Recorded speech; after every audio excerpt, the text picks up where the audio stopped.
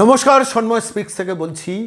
সন্ময় বন্দ্যোপাধ্যায়। আজকে জগদীশ বাসুনিয়ার একটা video audio viral হয়েছে। তৃণমূলের সাংসদ তিনি সিভিক পুলিশদের নিয়ে কি বলছে একটু শুনুন। সিভিক পুলিশ বড় বড় কথা বলে, অনেক সিভিক পুলিশ আছে।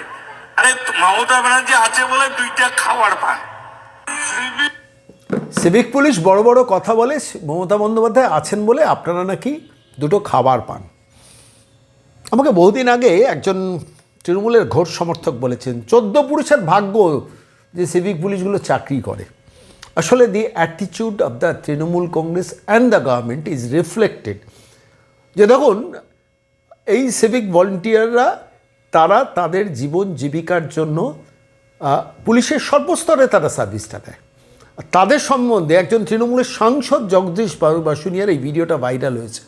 আমি সেটা আপনাদের শোনালাম এই কারণে, চিনে রাখা দরকার। মনের আগুনটা প্রতিরোধ হিসেবে মনের মধ্যে হৃদয়ে আটকে রাখুন। সোশ্যাল মিডিয়াতে পোস্ট করবেন না, ফেসবুকে কিছু লিখবেন না, প্রকাশ্যে কোনো বাইট দেবেন না। আপনাদের জীবন যন্ত্রণার কথা এই সরকার থাকতে কিছুতেই উপলব্ধি করবে না।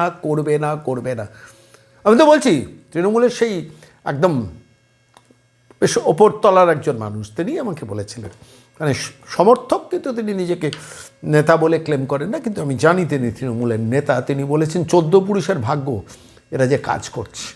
জগদীশ বাসুনিয়ার কথাটা শুনলাম যে মমতা বন্দ্যোপাধ্যায় আছেন বলে আপনারা ভাত পেতে পাচ্ছেন, মানে লজ্জায় মাথা হেঁট হয়ে যাচ্ছিল। আজকের দিনের সভ্য সমাজে কোনো শ্রেণীর মানুষ সম্বন্ধে এই জাতীয় কথা বলা চলে না। যেটা তৃণমূলের সাংসদের মুখ থেকে শুনলাম যে 1000 টাকা মাইনে বাড়ানোতে আপনারা ক্ষুব্ধ এবং তার জন্য মমতা বন্দ্যোপাধ্যায় আছেন বলে দুটো ভাত আপনারা পাচ্ছেন। আমি আজকে এই প্রতিবেদনে, এটা তো গেল একটা দিক, দ্বিতীয়ত হচ্ছে আপনারা জানেন কনস্টেবলের চাকরি রিক্রুটমেন্ট আমি পড়ছি, প্রচুর তথ্য সংগ্রহ করছি, আমি সেটা নিয়ে প্রতিবেদন করব আপনাদের কাছে, কিন্তু আজকে কিছু নির্দিষ্ট তথ্য দিই। দেখুন, কলকাতা হাইকোর্টে একটা জনস্বার্থ মামলা হয়েছিল, আমি যতটুকু খোঁজখবর রেখেছি।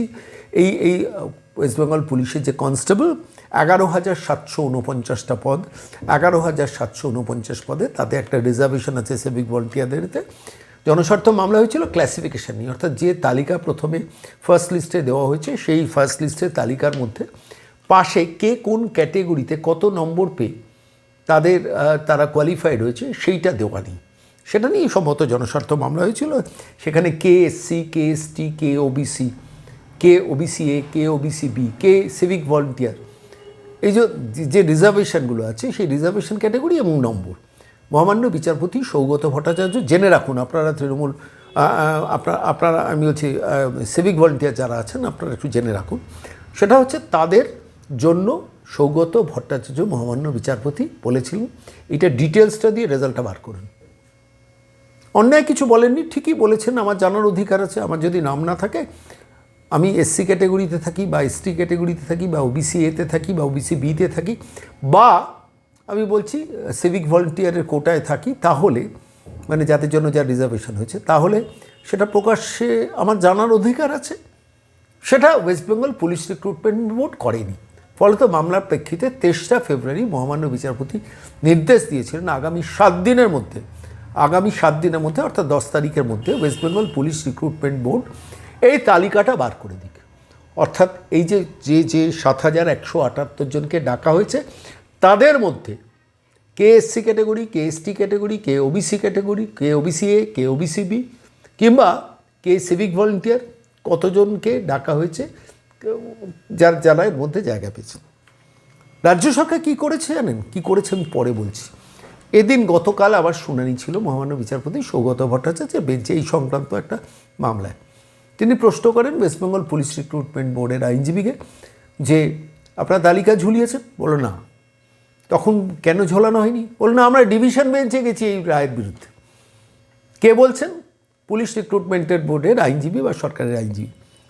আমরা ডিভিশন বেঞ্চে গেছি, অর্থাৎ সিঙ্গেল বেঞ্চের রায় মানব না। কেন মানবেন না? আমি বলছি পুলিশ রিক্রুটমেন্ট বোর্ডের লোকজনকে হাট তৈরি করে কোশ্চেন পেপার বিলির অভিযোগ উঠেছিল, মনে আছে? সেই সময় আমরা প্রতিবেদন করেছিলাম। প্রচুর চক্রের কাহিনী সেই সময় প্রতিবেদন করেছিলাম। তাহলে সাধারণ পুলিশ কনস্টেবলের চাকরি পাওয়ার জন্য ফ্রেশার্স যারা, তাদের অধিকার আছে।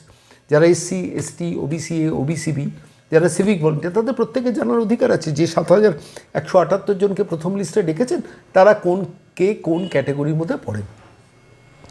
মহামান্য বিচারপতি রায় দিয়েছেন কিন্তু মানেনি, তাই বলছেন আমরা ডিভিশন বেঞ্চে গেছি।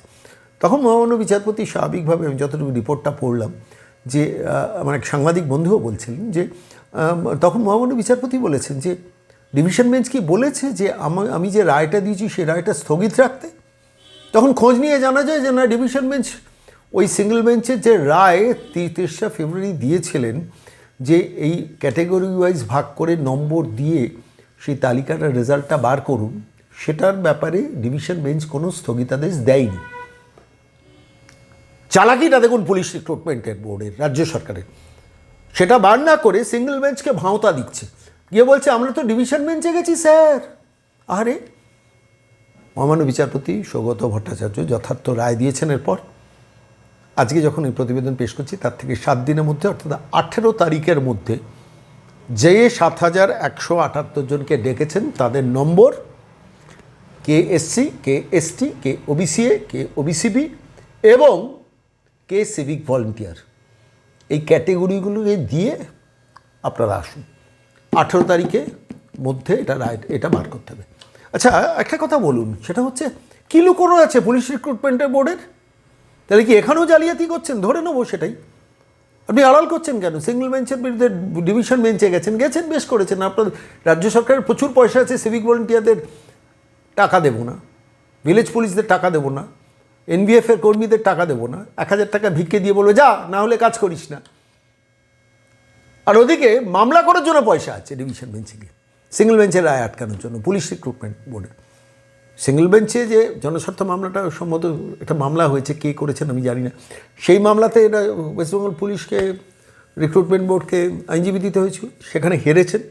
সেখানে মহামান্য বিচারপতি সৌগত ভট্টাচার্য বলেছেন কে সিভিক ভলেন্টিয়ার, কে এসসি, কে এসটি, কে ওবিসি, কে ওবিসিবি, আর কার কী কত নম্বর পেয়েছেন সেটা দিয়ে বার করুন। অসুবিধাটা কোথায়? 10 তারিখের মধ্যে বার করার কথা ছিল, বার করেনি। আবার যখন মামলা উঠেছে তখন বলছে স্যার আমরা ডিভিশন বেঞ্চে গেছি, অথচ তখন খোঁজ নিয়ে জানা গেল ডিভিশন বেঞ্চ স্থগিতাদেশ দেয়নি। মহামান্য বিচারপতি সঙ্গে সঙ্গে বলেছেন 18 তারিখের মধ্যে নম্বর সহ ক্যাটেগরি ওয়াইজ কে সিভিক ভলেন্টিয়ার, কে এসসি, কে এসটি, কে ওবিসিএ, কে ওবিসিবি তালিকা 18 তারিখের মধ্যে বার করুন। আমার নিজের ধারণা, বিশ্বাস করুন, রাজ্য সরকার তো করবে না, জালিয়াত একটা প্রতারক সরকার, তো তার অধীন ওয়েস্টবেঙ্গল পুলিশ রিক্রুটমেন্ট বোর্ড, এখানেও নিশ্চিতভাবে কোনো জালিয়াতি হচ্ছে। তা নাহলে আমি বলছি হচ্ছে, আমি বলছি না, কিন্তু না হলে আপনি আটকানোর জন্য ডিভিশন বেঞ্চে ছুটেছেন কেন? আবার সিঙ্গেল বেঞ্চে গিয়ে মিথ্যা কথা বলছেন কেন? প্রশ্নটা থাকলো, আপনারা যারা সিভিক ভলেন্টিয়ার আপনারা ভাবুন, আমি বলছি আপনারা ভাবুন, সর্বনাশ হয়ে যাচ্ছে পশ্চিমবঙ্গের। প্রত্যেক সিভিক ভলেন্টিয়ার মনের মধ্যে অন্তত এই যন্ত্রণাটা পুষে রাখুন, প্রকাশ করবেন না, কারুর সামনে প্রকাশ করবেন না। আমি শুনছি চমকানি ধমকানি সিভিক ভলেন্টিয়ারদের দেওয়া শুরু হয়ে গেছে, নানান কায়দায়, নানান স্টাইলে, বড়োবাবু, মেজবাবু, এই লেভেলে আমার কাছে টুকরো টুকরো রিপোর্ট আসছে। আমি বলছি একদম মুখ ফুটেও কোনো প্রতিবাদের জায়গায় যাবেন না, সর্বনাশ করে দেবে এরা। এই সরকার একটা প্রতারক সরকার, সর্বনাশ করে দেবে। আর ওয়েলফেয়ার বোর্ডের নামে ছক তৈরি করে আপনার উপর নজরদারি চলছে, একটু ভালো করে খেয়াল করে রাখবেন। আপনারা আমাদের তথ্যগুলো দেবেন, আপনাদের হয়ে লড়াইটা আমরা লড়বো। আমি সন্ময় বন্দ্যোপাধ্যায় লড়বো। এবং আপনারা যে বিষয়গুলো আছে একটু পারলে মাঝে মাঝে লিখে পাঠাবেন। আর অবশ্যই আমাকে একটা নাম্বার আপনারা নোট করে নিন, 9830426078। আবার বলছি, নাম্বারটা ভালো করে নোট করুন, 9830426078। এখানে আপনারা লিখবেন সিভি, অর্থাৎ সিভিক ভলেন্টিয়ার। আপনি যদি নাম না বলতে চান তাতেও কোনো অসুবিধা নেই, কোন থানায় পোস্টেড আছেন থানার নামটা লিখে দেবেন। আপনার পরিচয় কোনো ডিসক্লোজড হবেন না, কিন্তু আপনাদের উপর যে অন্যায় বঞ্চনা হচ্ছে সে খবরগুলো দেবেন। নিশ্চিন্ত থাকুন, কোনো সোর্স লিকড হবে না, কোনোভাবেই আমি তথ্যগুলো নিয়ে কাজ করব। আপনাদের প্রতি যে অসীম বঞ্চনা প্রত্যেক দিন, প্রত্যেক ঘন্টা, প্রত্যেক মিনিটে হচ্ছে, সেটা বন্ধ করতে হবে। কোন পথে বন্ধ করতে হবে আমি জানি। বিদ্রোহী হবেন না, বিক্ষোভ দেখাবেন না, আইন হাতে তুলে নেবেন না, কাজের প্রতি দায়িত্বশীল থাকুন, যত্নশীল থাকুন। কারণ এই অবিচারের শেষ দেখব, কিন্তু শেষ আপনারা দেখতে গেলে কিন্তু আপনারা সমস্যায় পড়বেন। আমি কথা দিচ্ছি আপনাদের হয়ে, এই ব্যাটনটা নিয়ে যত দূর যাওয়ার, যতটা পরিশ্রম করার করব, প্রত্যেক দিন, প্রত্যেক ঘন্টা, প্রত্যেক মিনিটে, এবং আমি সমস্ত স্তরে চেষ্টা করছি পৌঁছতে, দিয়ে আলটিমেটলি সিভিক ভলেন্টিয়ারদের মানুষ ভাবুন। 1000 টাকা ভিক্ষের দান নয়, স্থায়ী করতে হবে। 5 বছর চাকরি হলে 32 থেকে 35,000 টাকা, 10 বছর চাকরি হলে 42,000 টাকা দিতেই হবে। তাদের দিয়ে থানা চালাবেন, তাদের দিয়ে পুলিশ চালাবেন, তারপরে ওয়েলফেয়ার বোর্ডের নামে টুপি পরাবেন গিয়ে, দুটো এক জিনিস একসঙ্গে হতে দেওয়া যাবে না। এই লড়াইটা আমাকেও লড়তে দিন, পাশে থাকুন। নম্বরটা আরেকবার বলছি, 9830426078। পাশে লিখবেন এই নাম্বারে, একটা হোয়াটসঅ্যাপ মেসেজ করবেন, CV ক্যাপিটালে লিখবেন। নিজের নামটা লিখতে পারেন, নাও লিখতে পারেন, থানা লিখতে পারেন, কোনো পরিচয় ডিসক্লোজ হবে না। খবরগুলো দিন, আপনাদের প্রতি যে বঞ্চনা হচ্ছে সেই খবরগুলো নিয়ম করে দিতে থাকুন। ভালো থাকবেন, নমস্কার।